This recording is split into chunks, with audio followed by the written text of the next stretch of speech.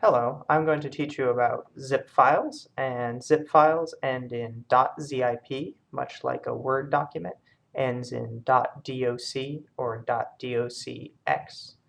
And what zip files are is they're actually a collection of other files compressed and bundled together, and that makes them smaller and easier to transfer to each other.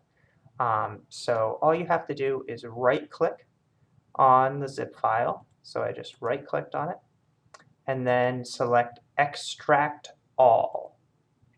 And then you'll get an option that'll ask you where you want to extract them to.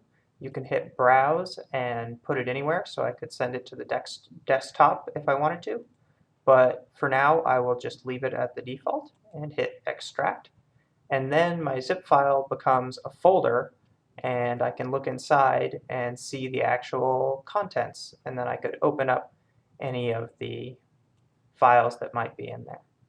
Okay, thanks for watching.